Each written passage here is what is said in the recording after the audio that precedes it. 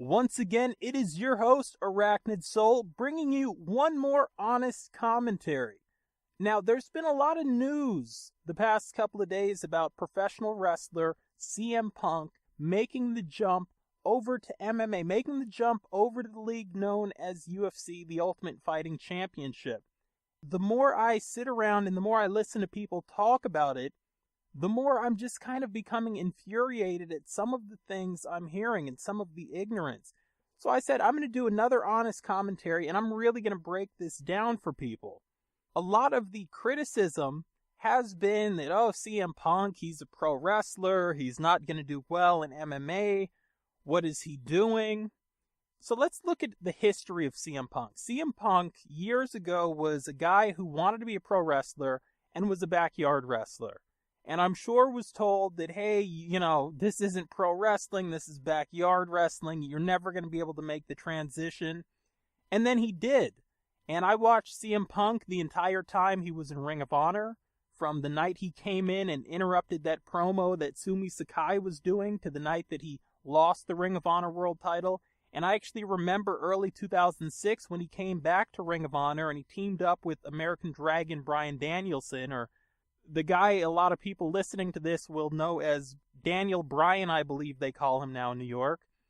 And I also watched CM Punk every Wednesday night back in the day when he was making a name for himself on television with TNA, when he was teamed up with Julio De Niro, and he was teamed up with Alexis Lurie, a.k.a. Mickey James, and he was teamed up with Raven. I remember CM Punk and the Second City Saints in their feud with the Prophecy, Dan Moff and B.J. Whitmer. I remember CM Punk back when he was dating Tracy Brooks and he was feuding with Jimmy Rave in the Embassy. I know CM Punk, and I know pro wrestling. But the other thing a lot of people don't realize is I grew up watching MMA as well. I was a huge UFC fan.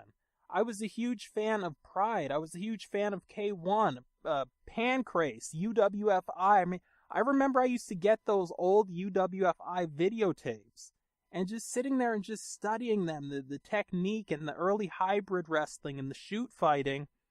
And as I've talked about in other places, a massive fan of Dream MMA. Dream MMA, my favorite MMA promotion of all time, because to me, Dream was everything that Pride was, except I didn't get to watch all of Pride live. It was a lot of VHS stuff and watching stuff here and there. Whereas with Dream, I ordered every single Dream event. Even though they would come on at 4 o'clock in the morning for me because they were broadcast from Japan and I lived in the United States, didn't matter. Even though the pay-per-views were 100 hours long, it did not matter. I watched them and I loved them. So this commentary comes from the point of view of someone who's very educated about the sport of MMA, not only in the United States, but also in Japan, and also very educated about CM Punk. Now, I will raise my hand and I will say that the last time I saw CM Punk was in 2006. I don't watch any WWE. I mean, I was a massive fan, but I haven't seen any WWE, not a single second, since WrestleMania 20. But I do watch probably 30 other professional wrestling leagues. So I've established I'm a huge fan of MMA, I'm a huge fan of professional wrestling, not quite a fan of CM Punk anymore because I haven't seen him in so long, but I'm very knowledgeable about him. And now let's get into some of the criticism, some of the things really upsetting me about people's reaction to CM Punk signing with the UFC. First of all, extremely well done. Everything from the podcast that Punk's done, the interviews, I mean, the cards were played beautifully, and I don't know if Dana White was behind the planning or CM Punk was, but it was absolutely brilliant. Now, the criticism of CM Punk seems to be he's a pro wrestler, and he's going to MMA, and MMA it's more dangerous, it's more aggressive, Punk's going to get hurt, he's not ready for it, he hasn't trained for it. And it almost seems like the argument people make when someone's running for president, and they make the argument that that guy or that girl can't be president because they don't have experience being president. It's a circular argument. It doesn't make any sense. You can't get the experience doing something until you do it. And when I think back to MMA in the United States, back in the mid-90s, when I think back to UFC getting its start, back when I was watching on VHS tapes, and it was people like Ken Shamrock, it was people like the Polar Bear, it was people like Tank Abbott, it was people like Boss Rutan. You know, a number of guys that I could mention, people would say, oh, we don't even know who those people are because we don't really recognize UFC pre-Brock Lesnar. Back in the day, UFC was pretty much, if you had a fighting discipline, whether it was Tough Man, whether it was Muay Thai, Gracie Jiu-Jitsu, or BJJ, whatever you want to call it, Judo, Taekwondo, you would get in there and you'd put that style up against the style of someone else. And not only would you figure out which fighter was better that night, you'd figure out which style was better that night. Not only was it accepted that people who didn't have experience in UFC or in MMA would compete, it was something that was hyped up. I mean, to the point where they would almost say, like, it's going to be a construction worker from Milwaukee, and yeah, he's had a couple of tough man matches, but he's done no training really, and we're going to put him in there, and it's going to be against a sumo guy, and the sumo guy works at a Pizza Hut. Skip ahead to today, and now it's like that circular argument, like I said, only guys who have experience, and have experience not only in other styles, it's almost like if you had experience in Muay Thai, or you had experience in any one discipline, they'd say, oh, no. That's not the UFC style. We want everyone to kind of be a hybrid. We want to see arm bars and rear naked chokes. We want to see everyone kind of learn a little bit of everything, kind of the jack of all trades, the master of none. And let's get back to CM Punk.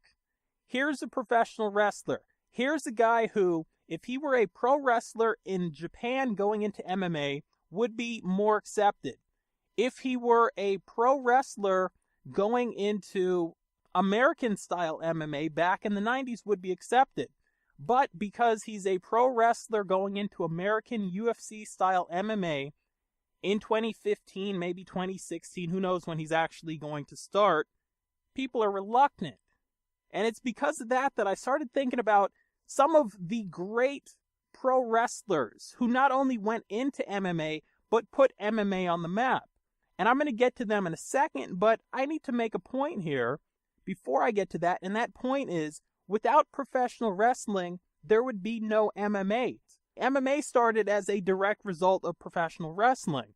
In fact, early MMA was just a division of professional wrestling, and it was all professional wrestlers, much like how you'd have a women's division or a hardcore division or any other type of division. That's what it was. Shoot fighting, hybrid wrestling, it's what it was called in Japan.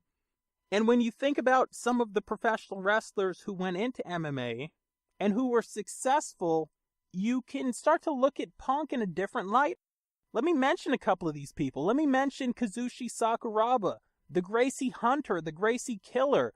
Here was a guy who was a professional wrestler who went into MMA, and even the guys like Antonio Inoki, who were promoters of professional wrestling before they promoted MMA, they doubted him.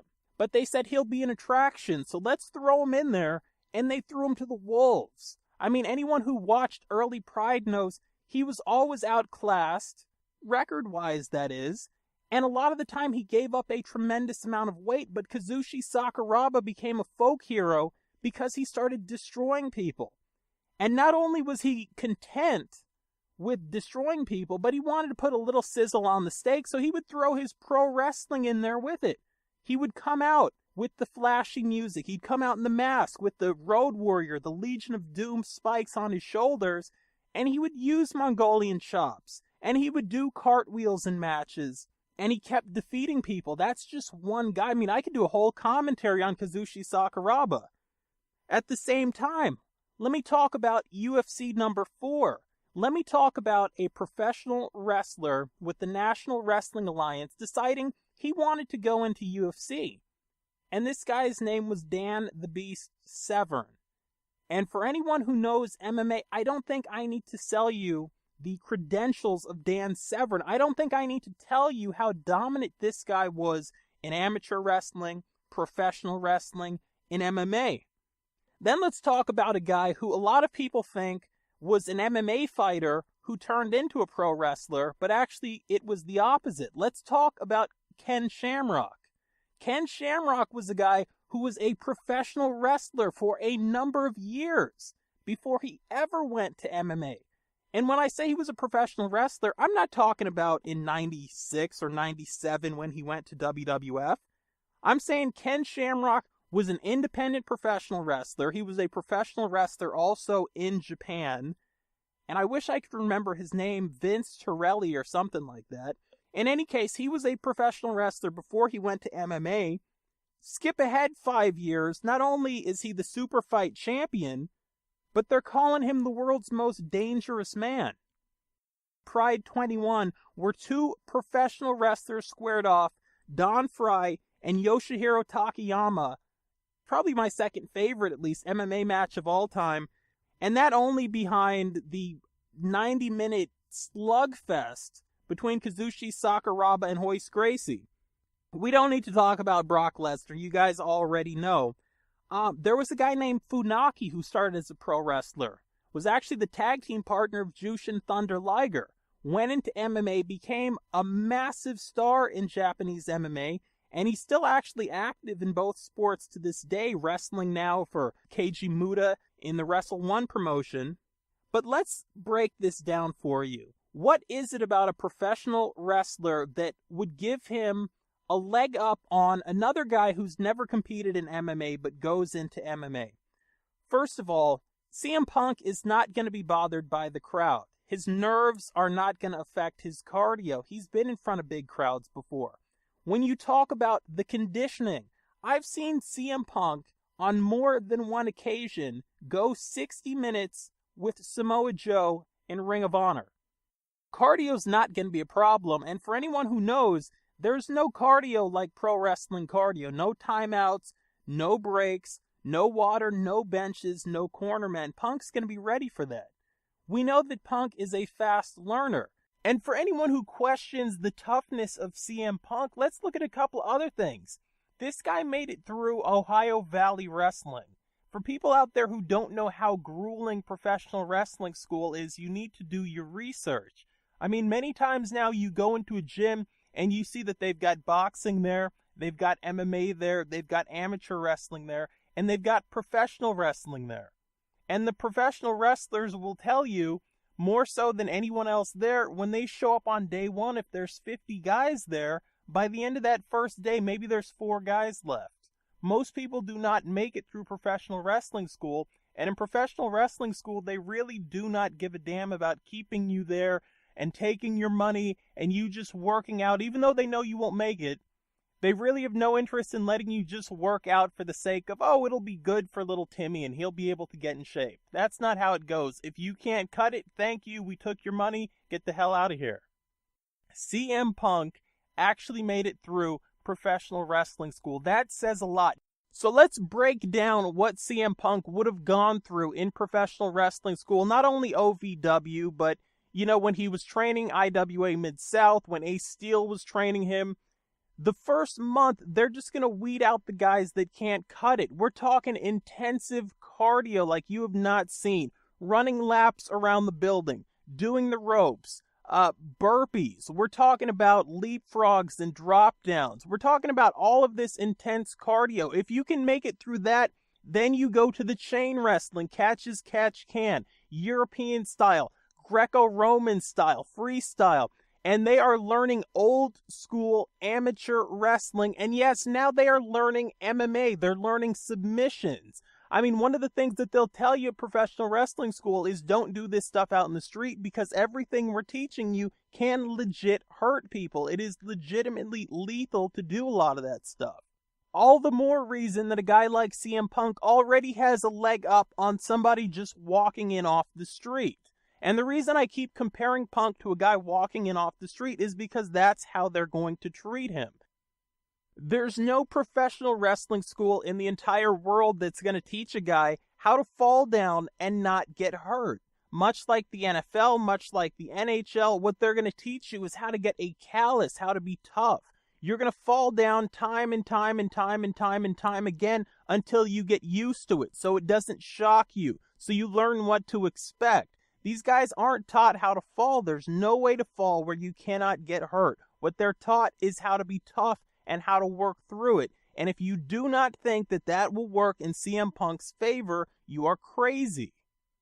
Now you talk about in professional wrestling more so than in any other combat sport, you've got guys working through injuries. The athletic commission isn't going to come in and say, oh, so-and-so can't wrestle tonight because he's got this injury. A lot of the time, the guys won't even tell upper management that they're injured, and when they do tell upper management, as Punk has testified to, upper management a lot of the time doesn't give a damn. You're going to go out there and wrestle anyway. CM Punk's a guy who's tough, he's calloused, he's gone through pro wrestling school, he spent a number of years not only in mainstream pro wrestling, but also underground pro wrestling, things like Ring of Honor, things like TNA back in the Wednesday night pay-per-view days, like I've said before. This guy's tough, he's calloused, he's ready, and he knows what it's like to work through injuries. A normal guy off the street does not have that. And also, let's point out that they're not going to throw Punk to the wolves. That's not Dana White's intention. 0-0. Punk's coming in. He's never won. He's never lost an MMA fight. And that's exactly the standing that his opponents are going to be. It's not going to be CM Punk's going to go in there and he's going to go up against George St. Pierre or something right off the bat. So to really sum this up for you, I think people need to really learn the history of MMA. They really need to realize the contributions of professional wrestlers to the sport of MMA. They need to realize how successful the number of pro wrestlers have been in MMA. And what I gave you there was really a short list, especially when you look at Japanese MMA. There are many more professional wrestlers who have been successful in MMA than I've just announced. So yes, that was another honest commentary. It was kind of sparked by Sakuraba 1982, a guy on YouTube who does a lot of MMA commentary and MMA video game playing and Let's Plays and things like that. I didn't quite agree with everything he said. I haven't quite agreed with a lot of what I've heard from other people. And also, let me throw this out there as someone who knows professional wrestling and someone who's been around it and really, really understands it. I'm going to make some predictions here. And you guys can think I'm crazy now, but maybe in 3 or 4 years, you'll come back and you'll say, holy, he actually predicted that in 2014. My first prediction, that this is all leading up to, and it won't happen in UFC, it'll happen probably in WWE, it'll happen at a WrestleMania, a big match that will do for American Pro Wrestling and MMA what New Japan Pro Wrestling and IGF and K1 and Pride and all these other organizations have done in Japan many times. It'll be like a crossover of the fans. Brock Lesnar versus CM Punk at a WrestleMania. And this will be post the hype of CM Punk being in UFC and having a couple of matches. That's one prediction. The other prediction is this is something that'll bring a lot of eyeballs to UFC in the meantime. It'll raise the buys. It will raise the awareness of UFC and bring in some pro wrestling fans, but it's leading to something. It's leading to CM Punk transitioning from being an MMA fighter to, in my opinion, being an MMA broadcaster with the UFC, being a color man, being an interviewer, being a commentator. Now, those are just some predictions I'm making, but I kind of already see the writing on the wall for that. And Punk, in places like IWA Mid-South, in places like Ring of Honor, already has been a commentator, and he's not bad at it. Anyway, guys and girls, follow me on Twitter at ArachnidSoul. Leave your comments down below. I want to know what you guys and girls think, and I will catch you all later.